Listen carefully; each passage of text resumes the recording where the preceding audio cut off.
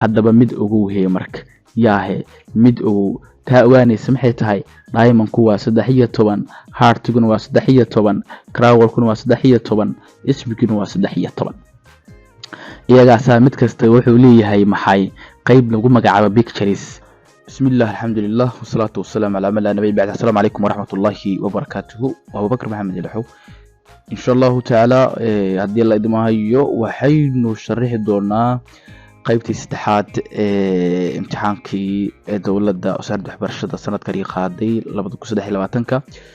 waana fasalka form 4 maadada xisaabta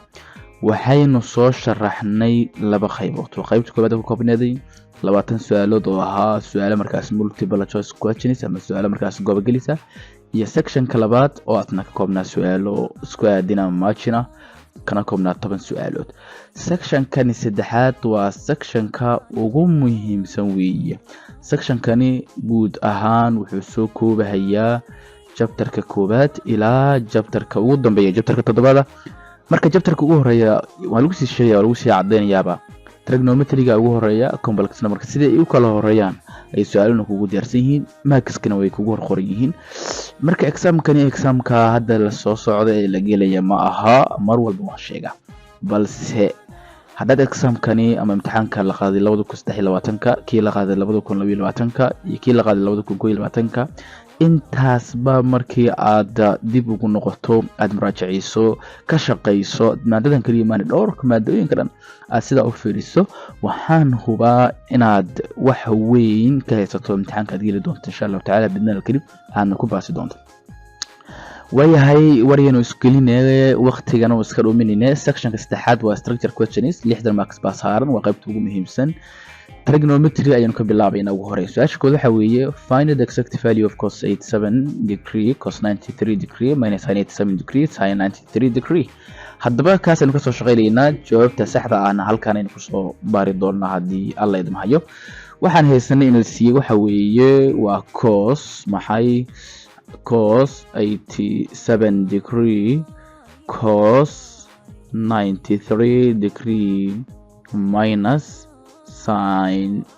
87 degree sin 93 degree okay taaba la doonaya exact value qiimaha saxda ah inaan soo saarnaan doonaa horta marka hore aan mid soo ogaano tan soo ogaano waxay tahay waxaa jira compound entities midalada compoundiga waxaa kamid ahaa midalan cos a plus b cos a minus b sin a plus b sin a minus b tangent waa isagana plus minus intaba lixda marka waxa mid torta daa waa tangentiga iska daa laakiin labada kale soo hartay ee sin iyo cos ka sidii u furfurmaya aslan ba hadad aragto cos iyo cos wada jiray israaca oo aad aragto cos dabadeedna sin waxa sida furmay horta waa cos weeye cos ahaad muxma cos a plus b binu qaadan mise cos a minus b binu qaadan halka eeg marka anagu waxaan keenaa calaamadan tahay minus maadaama calaamadaas ay tahay minus cos ka aynu qaadanayno macna angleska waa cos waxaynu qaadanaynaa angleska calaamada aynu qaadanayno waa plus waa cos a maxay plus b cos ka hadoo labada angle isku dirsan yihiin halka dambe waa minus markii ay kala jiran yihiin halka dhexe waxa weeye plus weyn haddaba cos a plus b angle-kan marka waxay noogu taagan 87 haddaan si furfurnada midalan cos a plus b waxa ku soo baxaya cos a cos b minus maxay sin a sin b sidaas ku soo baxaysa ugu marka cos a soo maahna u fiirto meeshaas cos a halka a marka maxay inoo yaalo halka a markan waxa inoo yaalo 87 degree ayaa inoo taal halkii cos p aan dhilayna maxay inoo yaalo p b na waxa inoo yaalo angle-kaas oo ah 93 degree haddaba markaan soo qorno cos halkii a waxaan dhiganaynaa qiimaha ah 87 degree plus baynu dhahaynaa halkii b na waxaan dhiganaynaa 93 degree dabadeed waxaan dhigi doonaa cos b layna furaynaa 87 iyo 93 baan isku daraynaa waa 180 degree intaas marka waxaa soo baxaya -1 ayaa halkaas ku soo bixi doona negative 1 kan waa iska cadahayo cos ka sida ognahay waxa weeye waa quadrantal angaliska marka laga joogo egas axis-ka cos-ku aslan begaska ayaa lagu cabiraya halkaas markaad joogto oo zero uu yahay masalan cos 0 waa 1 oo positive ah halkaas markaad joogtona waa 180 waa straight angle waa un cos-kii oo markaas noqonaya negative halka labadaas dhinacaasna ay tahay sin-kii asoo positive asoo negative hadda cos 180 degree waa -1 weeye waxaan gudbaynaa su'aasha xigta ee ah su'aasha labaad verify baa lagu yiri cadee sin x plus cos squared macnaha waxa sin x plus cos x all square inay leegtahay sin 2x plus 1 su'aashana la siiyay rabnay inaan soo cadeyno waxay tahay waxa lagu yiri sin x plus cos x dhammaan maxaana saaraynaa whole square baynu saaraynaa intaasi waxay leegtahay maxay leekeeday sin 2x plus 1 sin 2x plus 1 marka intaan oo qaybtan oo ah left right hand side ka waxa loo yaqaan right hand side way ayaan doonayna inaan soo saarno qaybtan leftiga ayaan qaadanayna leftiga markaan qaadano horta ko sin x plus cos x whole square waxay u qoran tahay formkii aan dhigi jirnay special identity kaasoo aan dhigi jirnay a plus b whole square oo nu furfuri jirnay a square plus maxay plus 2ab plus b square formkaas ayaan u furfurayna formkaas marka u furayno sin kaanaan square garaynayna ugu horeyn wuxuu noqonayaa marka sin squared x ugu markasta angle-ka square ku raacaya sin ka waa function-ka wax la square garaynaya sin ka weey plus baynu dhahaynaa u fiirso 2ab macnaha waxa weeye qaybtan waa a qaybtan waa b isku dhifay laba ku dhifo marka maxay noqonaysaa 2 sin x cos x yani cos x yani x isku dhifo laba ku sii dhifo plus qaybta dambe ee b da waa cos ka square garay cos squared x intaan waa intaan soo saarayna ugu yaa marka waxaan leenahay sin ka square ka wata iyo cos ka square ka wata isxiji marka waxaan soo qoranaynaa 2 sin x cos x plus maxay sin squared x plus cos squared x kana ku soo xiji okay inta markaad qorato data halkaas aad maraysaad waxaad dhihi doontaa u fiirso 2 sin x cos x 2 maxay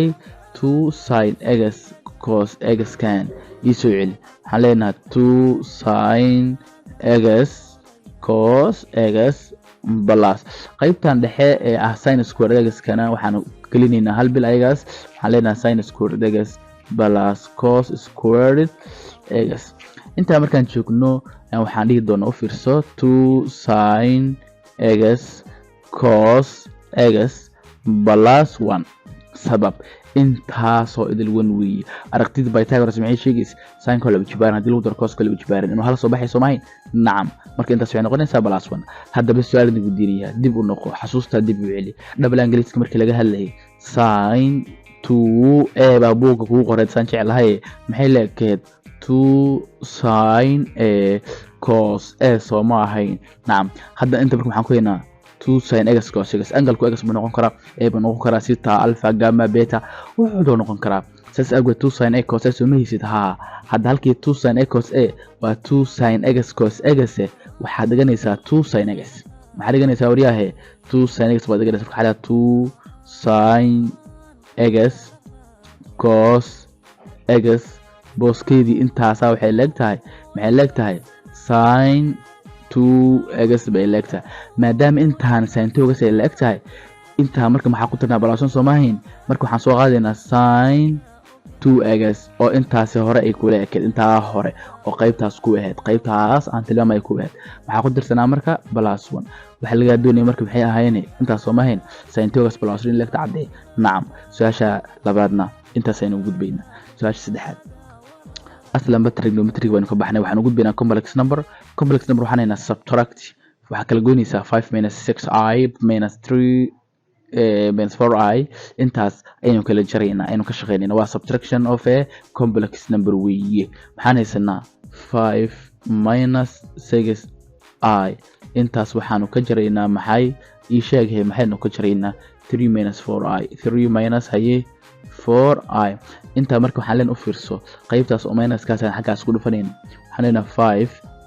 - 6i minus ku dhifo 3 waa -3 minus ku dhifo -4i na waa plus 4i inta ma haysaa waryahe wixii real isxiji wixii imaginary isxiji yaa real marka 5 minus 3 soo xiji marka 5 minus 3 haddii imaginary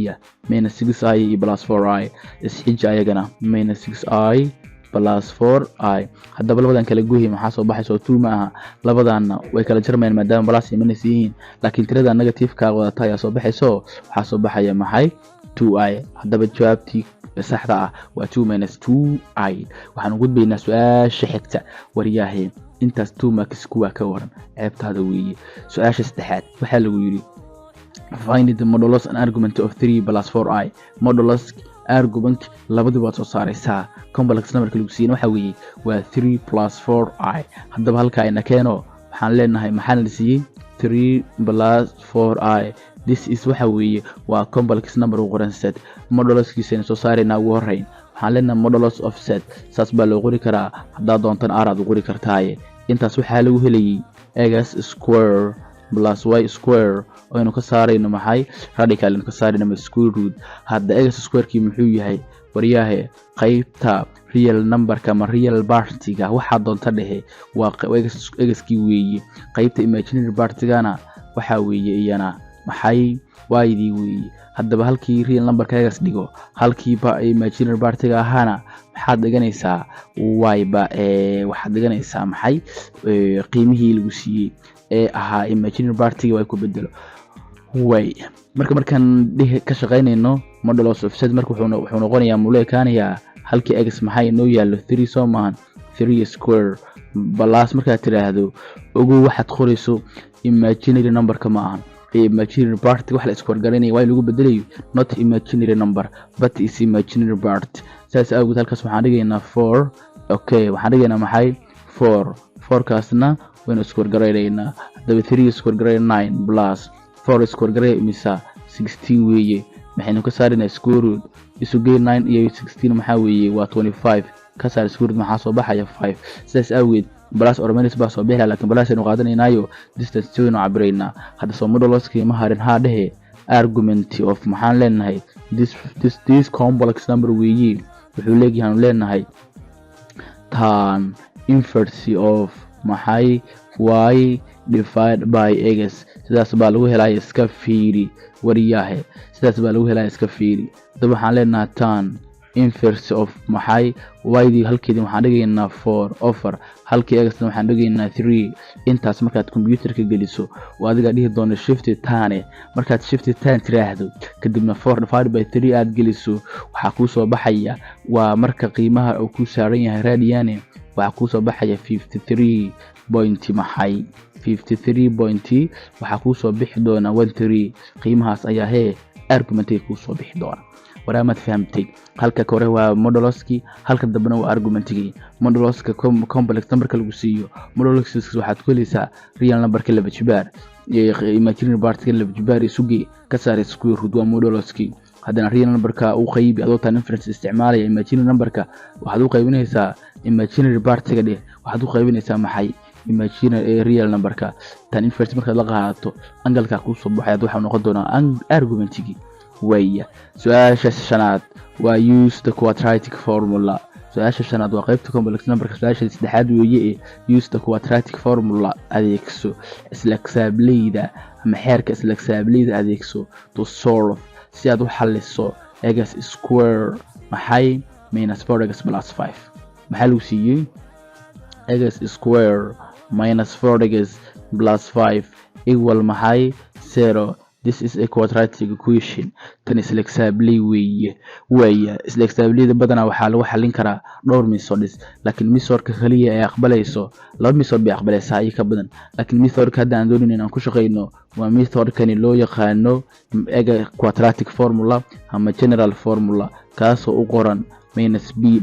b plus or minus b square minus 4ac yani waxa weeye waa minus b plus or minus the square root of b square minus 4ac all divided by 2a haddaba a iyo b iyo c wayna taqaanaa wariyaahe x square ka horgelihiisa oo hala a buu ku yahay x ka horgelihiisa oo minus 4 b bay ku tahay tirada constantiga oo 5 ana c buu ku yahay hadda ku bedelahay x marka wuxuu leeyahay dhihi doonaa minus halkii b waxaa yaala minus 4 ku bedelo plus or minus the square root of b haye b iswalka maxaan dhigaynaa minus 4 baynu dhigi square inu saari minus 4 baynu dhihi a waa 1 c na waa 5 all divided by 2 into hadda a booskeedii waa 1 ku bedelo wariyaa madila socotahay egas marka waxa uu leeyahay baan dhihi doonaa maxay 2 minus isku dhifo waa plus or minus soo qoro hadda minus 4 square garay waa 16 minus 4ac c waxaan ku bedelanaa 5a na waa 1 isku dhifo waa 5a minus 4 ku dhifo waa minus 20 all maxaa u qaybsan he 2 ku dhifo hal waa 2 le egas marka wuxuu leeyahay 4 baad dhihi plus or minus 16 hadii laga jiro minus 20 waxaa soo baxaya minus 4 dhamaan maxaa u qaybsan he 2 ayaa u qaybsan ma dhamaan waa isjawaabtu maxaa haray marka waxaa haray waxaan yar intaas waxay leegtaan dhihi doonaa 4 plus or minus the square root of ma ogta inaan minus 4 u qori karno 4 oo ku dhacsan minus 1 oo loo qaybiyo 2 ha dhahe egas intaa marka waxay leegtahay inuu dhihi doonaa maxay 4 baynu dhihi plus or minus hadda 4kaas square root muxuu uga baxayaa aan ku sii sheega u fiirso u kala qaad square root of 4 oo markaas ku dhacsan square root of negative 1 saana waa dhihi kartaa over 2 egas markaas waxay leegtahay 4 plus or minus hadda 4 square root muxuu uga baxayaa soo 2 ma ahayn negative 1 oo square root ku jirana waa nagii dhihi jirnay I iska fiiri intaas maxaa u qaybsan 2 soo ma aha ugu dambeyntii egas wuxuu leeyahay hoosayahani labada tire kor u qaybi kaan u qaybi hadda maxay noqonaysaa marka 2 plus or minus 2 divided by 2 is 1 ku define waa I qaybta sidaas aad uga shaqaysay midna waan ku xasuusinayay su'aal ama imtixaan walba ana arkay quadratic equation qaabkana looga shaqeynayo way ku jirtay tani ma aha mid kale weeye laakiin waa isku shaqadii oo isla xeerkii baa la isticmaalaya halka waxaan u gudbaynaa qaybta complex numberka waxaan u galeynaa probability soo dhow adigana way probability-ga su'aasha ugu horeysa waxaa lagu yiri a card is randomly drawn from a starter deck of 52 playing cards card ama turub ama baaka turub ayaa si markaas aan xulasho la'aana si aan kala sooc lahayn ashwaaciya ayaa waxaa looga soo saaray baa la yiri cardska turubada lagu ciyaaro oo 52 turub ka kooban standard waxa weeye yani baakadani turubka wax lagu madarin waxna laga majarin 52gii lagu ciyaarayay ayaa ku jirta hadaba su'aashu waxay tahay find hal baa lagu yiraahdi the probability that a card drawn is a diamond hel ihtimaalka warqada turubka la soo saaray uu diamond ku noqon karo yaahe uu diamond soo ma aha halka inagee kaalay maxay halka inagee su'aal baan isweydiin marka hore su'aashaas waxay tahay horta turubka guud ahaan meequu ka kooban yahay waanagii hadda sheegayno 52 ayuu ka kooban yahay 52 waa la kala qaadayaa waxaa loo kala qaadayaa 26 iyo 26 okay 26 kani red way waa casaan 26 kani qad balaaga kuma qori karo meesha balaageehe waxaan dhihi doonaa waa black yaa wariyaahe 16 kani waa black 26 kani waa black waa red 26 kani waa black maad fahamtay haddana waxaa la yeelayaa red kan oo 26 ka ayaa la kala qaadayaa 26 kan haddana black ahna waa la kala qaadayaa kuwan redka ayaa waxaa loo qorayaa qayb oo ah diamond intaasaan u soo gaabinaya iyo qayb ah maxay heart bay dhihi jireen waanagii dhihi jirnay hadhinkii qaybtan black ahna qaybna waa crowel qaybna waa speak qaybna maxay speak way speak haddaba mid ugu weey marka yaahe mid ugu taa ogaanaysa maxay tahay diamond ku waa 13 heart kuna waa 13 crowel kuna waa 13 speak kuna waa 13 iyagaasa mid kasta wuxuu leeyahay maxay qayb lagu magacaabo pictures buu leeyahay kuwana baashigay qolaanka yaraadida kuwaas aan u naqaano ayaa pictureski la yiraahdaa king iyo queen wax saasa ku qoran qayb iyo yake iyo tirooyinka kale ee ka bilaabanaya min 2 ilaa 10 intaas ayuu ka kooban yahay maxaan ku dhaawariyahay ya kan muxuu leeyahay mid kasta oo kamid wuxuu leeyahay 3 pictures plus maxay hal oo yaka ku dar maxay noqonayaan 4 Soomahan 4 taas waxaad ku daraysaa min tirada 2 ilaa 10 2 3 4 5 6 7 8 9 10 soo 9 number maahan sagaalkaas maxaad u geynaysaa afartan maxaa kuu soo baxaya 13kaas ayaa kuu soo baxaya qaabkaas ayaad u sameynaysaa laakiin ugu wehey markan waxa in loo diray maxay diamond soo maahan waxaan leeyahay horta 52 playing cards-kani meeqa diamond baa ku jirta 13 diamond baa ku jirta maadaama 13 diamond ay ku jirta waxaan leenahay probability-ga oo hey lagu heli karo diamond wuxuu noqonayaa maxay probability-ga lagu heli karo diamond ayaa wuxuu leeyahay number of events waxa weeye tirada diamond-ka ay ku jirta turubka oo loo qaybiyay number of sample space kuna waxa weeye tirada guud ee walxaha ama outcome-ka suuragalka inay soo wada baxaan waa 52 hadaba waxaan leenahay probability-ga aan kuli karno diamond ayaa wuxuu noqonayaa meeqa ee diamond baynu isku heshiinay 13 soo maahan 52 baynu qaybinaynaa intaas markii la fuuday divided by 13 day 1 weeye divided by 13 day 4 weeye hadaba waxa soo baxay 1/4 weeye hadaa doonto 1/4 kan waa macnay kartaayo turubka markii afar qayb isleeg loo qaybiyo qayb kamid ah ayaa diamond ah meelaha qaar oo sakra loo macnaynayna way jirtaayo waxa la dhihi karaa waxaan waa iska probability exactly waxaan wax inay soo baxayaan lama hubo laakiin turubka markii gacanta la geliyo markii la pandeeyo oo ina turubka la wada dhex geliyo hadii afar jeer ama afar turub laga soo saaro mid baa diamond noqon karto ayaa suuragal probability weeye wax wariyaahay way waxaan gudbaynaa su'aasha xigta ee su'aasha toddobaad su'aasha labaadna u noqonaysa qaybtan probability-ga waxa lagu yiri box contains box maxay wariyaahay sanduuq sooma aha ayaa contains waxa ku jira 6 red balls and 4 blue balls afar kubadood oo red ah iyo afar kubadood oo markaasi blue ah waa afar casaana waa 6 red balls waa 6 kubadood oo casaana and 4 blue balls iyo afar kubadood oo blue ah if two balls are thrown hadii laba kubadood laga soo saaro from the bag borsadii from the box bay ka rabaan dabcan at a time marba mid laga soo saaro find the probability of throwing a red ball and a blue ball without replacement soo saari timalka lagu soo saari karo kubad markay oo casaana iyo markaas kubad oo blue iyadoonan lagu celin iska fiiri meeshaas without replacement waxay weeye meelaha muhiimka ah oo ay aad iyo aad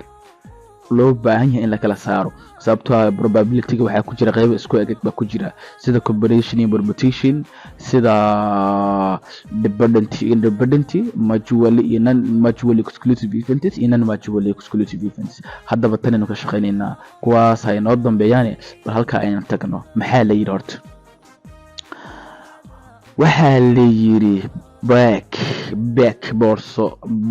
bag maana box buu haaye ayaa waxa ku jira 6 haye balls oo red ah 6 red balls baan leenahay sidaas aan soo qoraynaa ama dad 6 red balls sida ku qoro maxaa kale ku jira 4 white balls qabdeeda aynu qaadano bal waa 4 white hal w gaan soo qorna ka waramahay dabadeedna halkaas aan dhahno 4 white balls hadaba su'aalan ku diiniya su'aashan ku diini waxay tahay sample space-kii meeqawi sample space-ku wuxuu noqonayaa box-kaani guud ahaan meeqa turub baa ku jirta meeqa box baa ku jirta turub ma ahayne waxa ku jira meeqo ii sheegay meeqa kubad baa ku jirta sidaade waxa ku jirta 1 2 3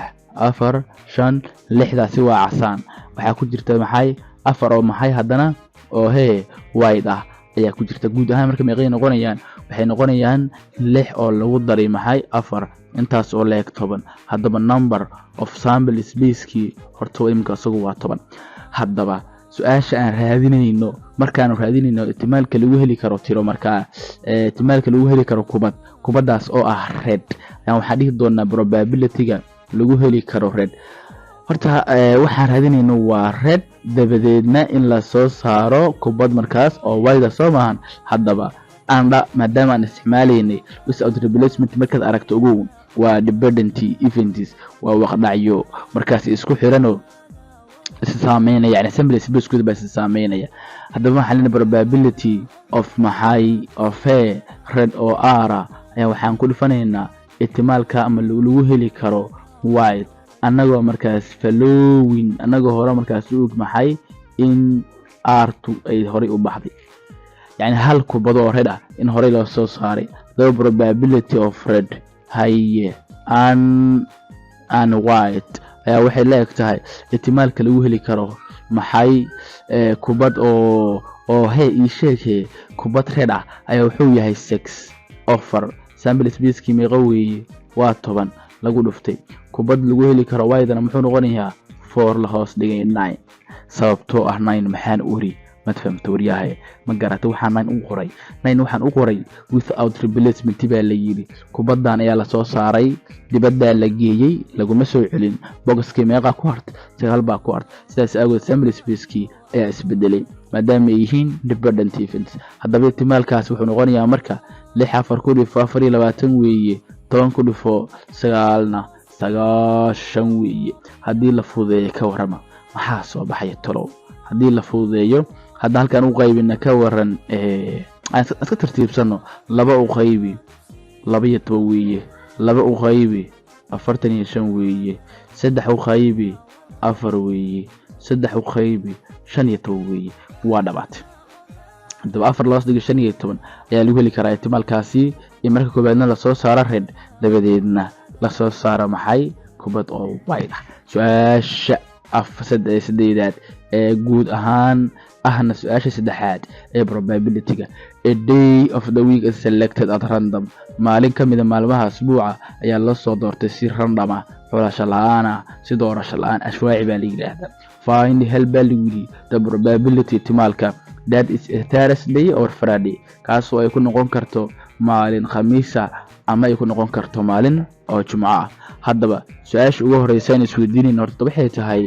waa days of the week imisa weeye yaa wariyaahe days of the week waa imisa markaan aan leenahay days of the week waxaan isweydiinaynaa imisa weeye waa 7 haddaba sample space-ku 7 weeye waxayna loo diray maxay yihiin so Thursday or Friday maaha yes haddaba waa mutually exclusive events Thursday ilaas waxa weeye isma saameynaya ihtimaalka lagu heli karo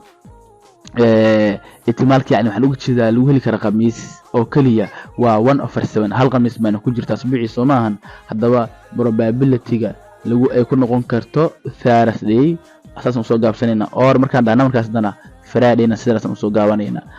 waxay leegtahay horta Thursday hadii kaliya lagu diro yani maalin baa la soo 7 maalin kamid ah ayaa si ashwaaci loo soo doortay maalintaasi ihtimaalka ku noqon karto khamiis oo kaliya hadii lagu dhihi lahaa maxaa dhihi lahayd soo hal khamiis ma ahan asbuuci meeqa maalin weeye 7 or ma hayno haade plus de haddaba meeqa jimca ku jirta asbuuci hal jimco la hoos dhigay asbuuci mise maalin weeye 7 haddaba adigoo isticmaalaya addition-kii subtraction addition-kii fraction-ka labada 7 mid ka soo qaado sareeyaashana isu geey haddaba maxaa ku soo baxaya 2/7 or 2 waxay keentaa maxay or 2 waxay keentaa sumadani oo pluska ayay keentaa waxaan loo qoraa sumadaas union-kana waa loo qori karaa halka andhadu ay keento times loona qori karo sumada hoose ee intersection-ka ama dhextaalka loo yaqaano waaya su'aasha xigta markani waxay noqon doontaa statistics halka markaan eegno u fiirso calculate baa lagu yiri a the mean b variance c standard deviation of 47 52 41 49 51 yani waxa lagu sii xogtaas oo qoran sida tani waa xog aan groupida xog kooxaysan maaha waa xog aan kooxaysnayn minkeedana waa laga dooni variance baa laga dooni standard deviation baa laga dooni markaskina waa kuwaas haye aan bal eedana halka uga shaqeyno horta xogtan la sii maxay tahay xogtan la sii waxa weeye waa 40 isoo sheeg bal maxay ahayd 47 aan qorobal koo waxaan la siiyay waa 47 labo waxaan la siiyay waa 52 saddex waxaan la siiyay maxay waa 41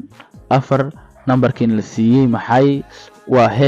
49 numberka ugu dambeeyana maxay waa 51 xogtaas baa lagu siiyay waxaa la soo saarayaa minka waxaa la soo saarayaa variance-ga waxaa la soo saarayaa maxay standard deviation waaya u fiirso marka horta ugu horeyn waxaan ka bilaabaynaa su'aasha koobaad oo ah waxaan dhihi doonaa maxay minka oo loo qoro maxay sidee loo qoraa wariyaha x bar baa loo qoraa maxaa lagu helaa horta minka markuu yahay ungroup data oo xog aan kooxisnu iyo waxaa lagu helayaa sum of observations observations waa taas ku dhameystiranta ayaa sii dhameystir wariyaha oo loo qaybiyay number of observations yani waxa weeye tirooyinka lagu sii wadartooda iyo tiradooda u qaybinaysa hadaba miinka oo loo qorayo x bar ayaa wuxuu leeyahay samki muxuu noqonayaa marka 47 plus 52 plus 41 plus 49 plus 51 intaas waxa u qaybin numberko tiradooda weeye 1 2 3 4 5 Soomahan all divided by 5 baynu dhihi doonaa hadaba markaynu isku wada geyno guud ahaan 47 plus 52 plus 41 plus 49 plus 51 ayaa waxa soo baxaya 200 iyo maxay iyo 40 baa soo baxaysa tiradooduna waa 5 Soomahan hadii la isku qaybiyo hadaba jawaabtu waxay noqotay 48 kow waxaan ka shaqeynaa su'aasha koowaad oo ah waxaan u gudbaynaa maxay su'aasha labaad oo b waxayna loo diray maxay variance sida caadiga ah variance-ga waxaa loo qoraa s squared markuu xogtu tahay ungrouted data waxaa lagu helayaa summation of x laga jaray x bar waa miinkii oo la square gareeyay oo loo qaybiyay tiradii guud ee xogta intay ahayd hadaba si aan xeerkan u isticmaalno waa inaan diyaarsanaa horta qaybta hadaba table baynu dhisaynaa tablekaas oo u qoran sidaan tan x kow haye x-kii oo laga jaray x bar waa miinkii labo x-kii haytasho aan ku soo celiyo way hadana x-kii oo laga jaray x bar-kii oo miinkii oo dhammaan maxaa weeye la isku wargareeyay haye intaas aynu sameysana marka wariyaha x values-kii maxaan haynaa x values-kii hore ama qiimayaashii aan haynay oo ahaa 47 kuwaas waxay ku noqonayaan x iska fiiriya x values-ku waa 47 maxaa ku xigay haye waxa ku xigay 52 Soomahan 52 ayaa ku xigtay 52 waxa ku xigtay maxay ii sheegay 41 maxaa ku xigtay 49 maxaa ku xigay hadana 51 hadaba u fiirso x bar-ku waa miinka inuu soo saareenay x bar maxaan soo saarnay soo 48 ma ahayn haade qiimaha 47 soo qaad 48 ka goo halka dhigo then x kan qiimayaashiisa waa kuwaas mujida qiimayaashaas weey saas awgeeda waxa yeelaysaa markasta oo aad 47 ka jirto miinkii wixii ku soo baxo halkaas aad ku qoranaysaa hadaba waxaan leenahay 47 laga jaray 48 maxaa soo baxayo soo -1 maahan halka dhigo hadana inuu saka isku square gareeyna ka waran square saarno maxaa soo baxaya 1 lee soo baxaya mid kamidna iska ilaaliya scientific markaad isticmaalaysaan oo aad doonaysaan tira minus inaad square gareysaan fadlan ka hormari bracket haddii kale minus buu ku soo saaraya hadduu minus ku soo saarana qudarta ku soo baxaysa ayuu ka qaldami doonta iska fiiri meeshaas waya haddaba waxaa leedahay 52 ayaa waxaan ka jaraynaa 48 haddii 52 laga jaro 48 maxaa soo baxaya soo 4 ma aha haade halka dhigo 4 kaas isna square saar maxaa soo baxaya 16 square ka aan saarayo waa kaas ya square ka aan saarayo square kaas yani intaan hore soo weeyay magtahay square ka aan saarayo waa ka hadana waxaa leenahay 41 laga jaray 41 laga jaray 48 waa -7 Soomahan -7 kaas square saar maxaa soo baxaya 49 hadana waxaa leenahay 49 laga jaray 48 maxaa soo baxay hal Soomahan halkaas square saar maxay hal leewi hadana waxaa leenahay 51 laga jaray 48 so 3 maahan halka dhigo 3 square saar meeqo 9 weey intaas soo qaadanaysa intaas ayaad soo qaadanaysa intaan aan isu geeynaa marka waxaan doonaysaa meesha kan aad mogtahay intaan isu geeynaa inta marka maxay noqonaysaa hadii la isu geeyo maxay noqonaysaa way waxaan dhigi doonaa maxay hal haye lagu daray 16 haye lagu daray 49 haye lagu daray hal haye lagu daray 9 76 hadaba ogow wariyaa ogow intaan waxay leegtahay summation of haye x oo laga jaray x bar oo ina saarnay square root ayaa intaas leeg soo maahan nacam hadan waxaan dhigi doonaa variance wasaashi b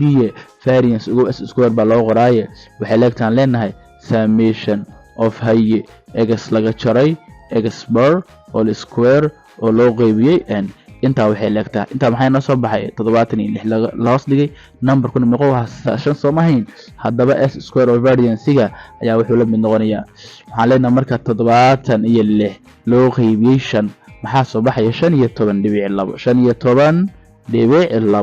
variance-ga waa ka c waxaynu noo diray standard deviation soo maahan horta standard deviation s baa loo qoraa s-na waxay leegtahay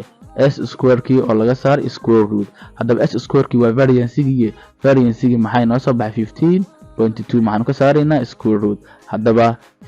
standard deviation-ka waxay noo soo baxay haddii square root laga saaro maxaa soo baxayo ii sheeg haddii square laga saaro waa 3.9 yani waa 3.898 laakiin waxay u dhigantaa loo qori karaa 3.9 ama 3.90 waxaad rabta iska dhisku meeshii leew way mid baa raba inaan ku sheego horta variance iyo standard deviation-ka labadaba mid kale rabtaa soo saaran kartaa haddaad variance soo saarto oo standard deviation aad doonayso numberka oo variance kuu soo baxay square root ama radical ka saar laakiin markaad soo saarto standard deviation oo aad variance doonayso numberka kuu soo baxay laba jibaar variance kuu soo baxay qaybta xigta aynu u gudubno complete baa lagu yiri dhamaystir su'aashan toban waxa weeye complete the table tusahan ama jadwalkan dhamaystir haye class interval-ki waa kan frequency-gi waa ka class mark-ki waa ka isku dhifashadooda oo f1 iyo x1 waa ka haddaba horta ugu horeyn labadaas way noo buuxaan soo maahan labadan baa inoo haray waxaan leenahay u fiirso class mark mar walba waxaa lagu helayaa class interval kasta wuxuu ka kooban yahay lower limit iyo upper limit lower limitka iyo upper limitka isuge labana u qaybi wixii kuu soo baxo ayaa class mark halka dhigan doonta marka classka markaan fiirino imika from 0 ka bilaabanaya ilaa 10 soo maahan 0 waxaan leenahay 0 lagu daray 10 soo 10 kii lee maaha haddaba 10 waxaad u qaybisaa labo maxaa soo baxay 5 soo maahan halkaas marka waxaan dhiganaynaa number 5 hadda halka imaaw 10 soo maahan 10ka waxa u geynaysaa 20 markaan 10 20 u geeyo soo 30 ma aha laba u qaybi maxaa soo baxay 15 kaasi halkaas baan dhiganaya marka labadaas god joogo xogtani maadaama ay tahay continuous haddii rabto discontinuous ahaato waxaan leeyahay 15 iyo 10 kan kala go soo 10 soo bixi maayo haade kana waxaan ku darayaa 10 si aan u helo godka xiga marka halkaas maxay noqonaysaa 25 waxaan ku darayaa 10 si aan u helo godka xiga maxay noqonaysaa 35 aan ku darayaa 10 si aan godka xiga u helo maxay noqonaysaa 45 baan ku darayaa 10 maxay noqonaysaa 55 balkan u hooseeyo aan tijaabin sorry kan ugu hooseeyo kuma jira ka anaa ku darsaday khalad weeye ka kuma jira yaahe kaas marka iska tireynaa asaga kaas mujeeda iska tireynaa weeye wasi watay mogtahay kuma jiro kana marka 45tan aan bal tijaabinayna mesela fiiriya kon 40 kan waxa ku dirtaa konton kan imise weeye 9 soma hada 9 lagu qayb 40 saan waa sameyn kartaa laakiin marka laba gudo hore labada table ama tusoo oo aad bixiso kadib farqooda la fiiri si aad kan ku xiga u hesho kan hore la ku dar farqooda weeye qaybta waa buuxina qaybtan baa soo hartay qaybtan waxa weeye x1 kan oo numberkan ayaa waxaan ku dhufanaynaa f1 kan oo numberkan hadda way ku dhufashan imise weeye 40 halkaas aan dhiganaynaa hadana waxaan leenahay 12 ku dhufa 15 maxaa soo baxay markaasi 180 halkaas aan dhiganaynaa 180 hadana maxaan leenahay 25 lagu dhuftay 10 meeqa weeye 250 halkaas aan ku qoranaynaa hadana maxaan leenahay 11 lagu dhuftay 35 maxaa soo baxay 385 ayaa markaasi ku soo baxaysa hadana maxaan leenahay 9 ku dhufo 45 maxaa soo baxaya 405 tusay weli madhameystiran halkaas versation of f1 Soomaan frequency isku darayna 8 lagu daro 12 20 weeye ku dar 10 30 weeye 11 ku dar 42 weeye ku dar 9 imisa konton halkaas aan qoranayna marka tana ku soo hartay hadana oo summation ka hadaan soo sameeynay isu geyntooda maxay noqonaysaa tani aan scientific qabsano waxaan leenahay 40 haye lagu daro 180 haye lagu daro 250 haye lagu daro 385 haye lagu daro 405 waxa soo bax 1260 halkaas marka waxaan dhiganaynaa 1260 inaad fahamtay ayaan u malaynahay hadda su'aashu inta kaliya maahan bi baa lagu raaciyay bi maxaa lagu yiri find the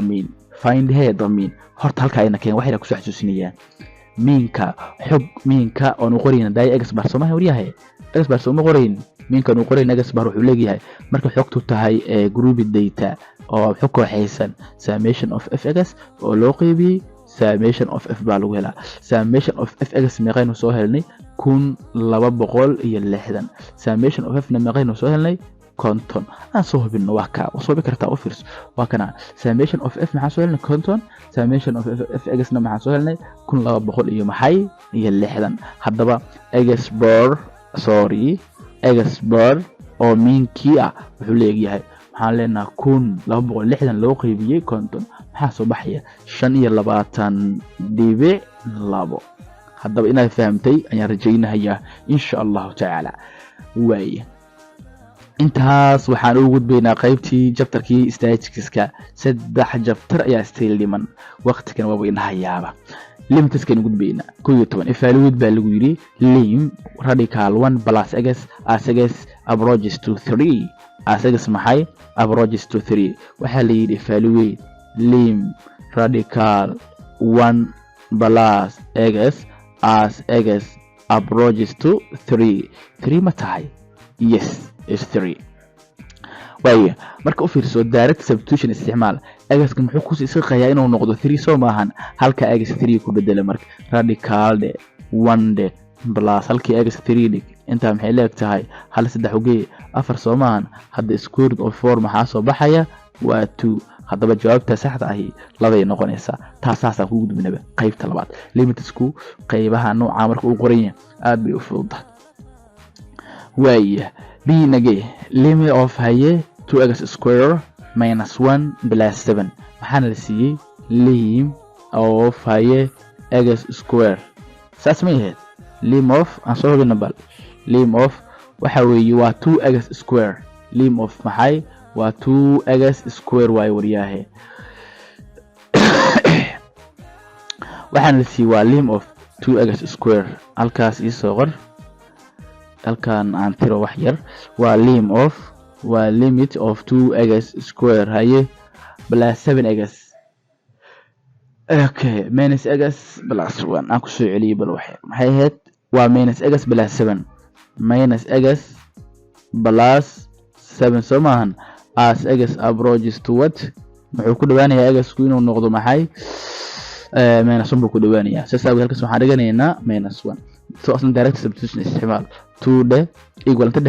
2d halka x minus 1 dig square gray halka x minus 1 dig plus 7d marka inta waxay leegtahay minus square gray 1 oo plus weeye 2 ku dhifo waa 2 minus 1 iyo minus isku dhifo plus 1 weeye halkaas maxay plus 7 haddaba hadii la isu geeyo guud ahaan maxaa soo baxaya soo tan soo bixmayso halkaas ayay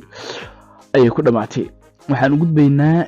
su'aasha xigta insha Allah ta'ala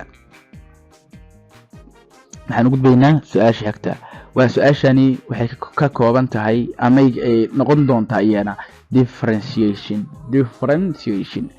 differentiate baa lagu yiri amar weeye y function kan baa lagu siiyey y equal 3x power 5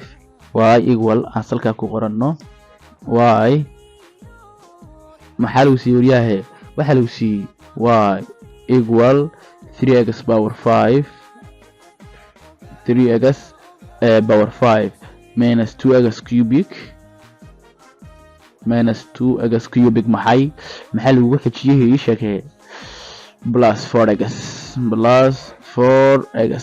aanu soo hubinno marka waa 3x power 5 minus 2x cubic plus 4x ayaa differentiation keeda laga doonayay inaad differentiate garayso haddaba horta ugu horeyn waxaan ku xasuusinayaa masalan y baa waxay leegtahay x power n hadii la differentiate garaynayo waxa loo qori karaa laba option dy over dx baa dhigi kartaa ama y oo dusha aad ka saarto xarafka yar prime-ka aad sameyn kartaa hadda waxaan leenahay y prime ama dy over dx waa dhigi kartaa waxay leegtahay x power n soo maahan marka xeerkan isticmaalayn u fiirso waxa dhigi doontaa jibaarka oo in hore lagu dhifanayaa x-ka jibaarka ina saarayna hal baa laga jarayaa jibaarka x-ka oo ina saarayna maxay hal ayaa laga jarayaa haddaba maxaan haynaa y equal 3x power 5 soo maahan waxay noqonaysaa marka y derivative waxay la kaanaysaa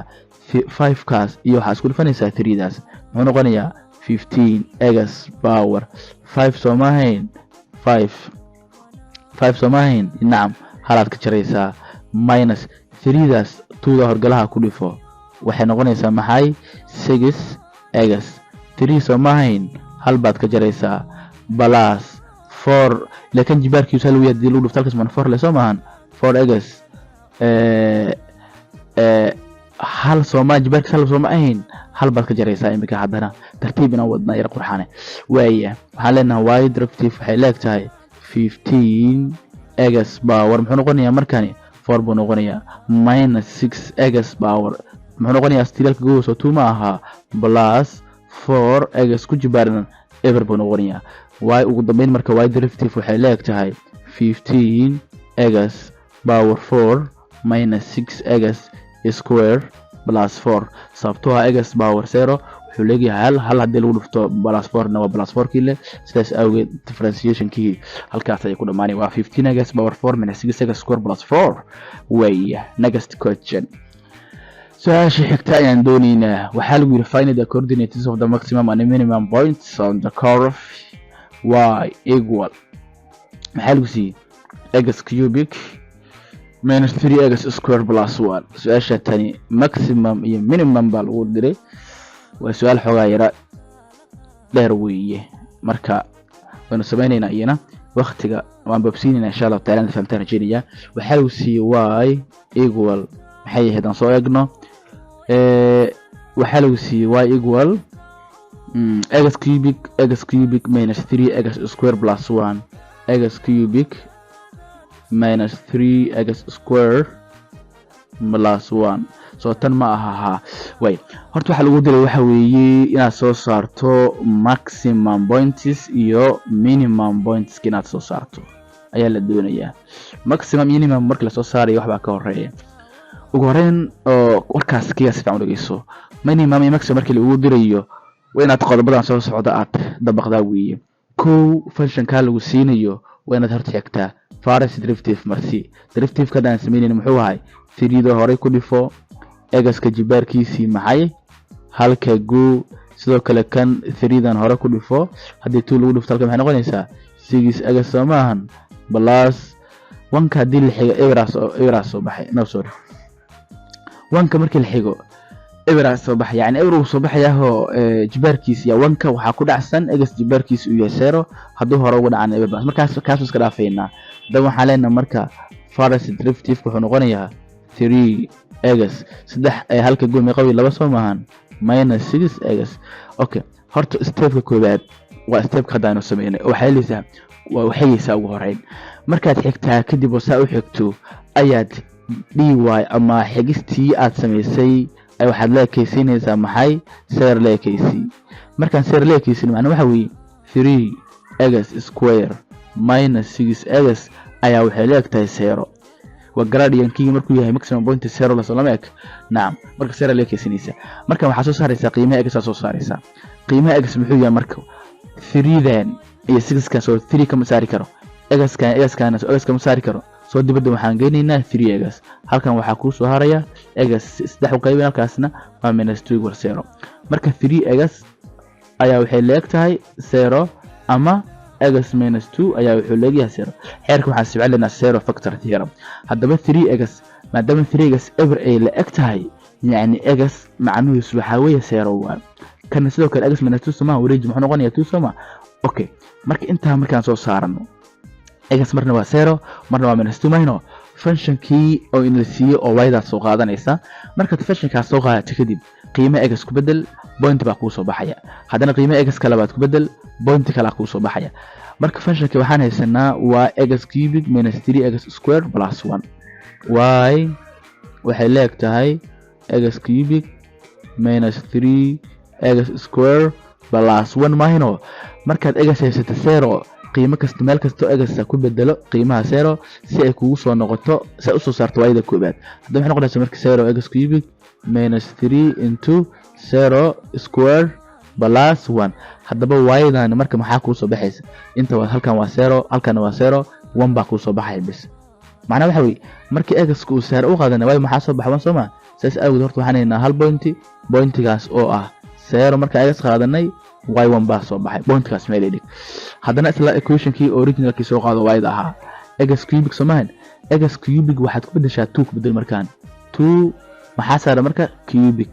waa qiimaha labaad x kan qaato wanaya minus 3 baan leenahay halka x 2 ku bedel square saaran plus 1 de kadib y-dan waxay noqonaysaa meel kaanaysaa 2 cubic waa 8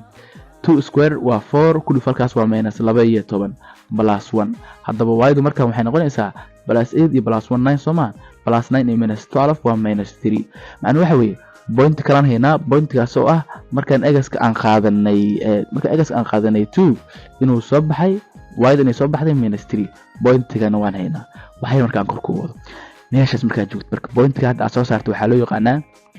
stationary point saarnaa maximum iyo minimum ya ah marka inaad si kala go'aamiyaa la rabaa u fiirso marka laba baroodaan haynaa 0,1 iyo waxaan haynaa barta labaad oo ah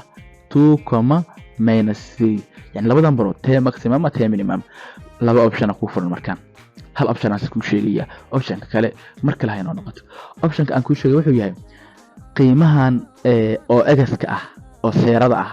ama tuuga ah horta pointiga hore aan kaga bilaabo pointigan hore waxaan haynaa qiimo oo x seera ah Soomahan qiimahaas oo x-ka seerada ah numberkeeran qaadanaynaa u fiirsiyaa numberkeeran qaadanaynaa marka numberkeeran qaadano waxaan ku bedelaynaa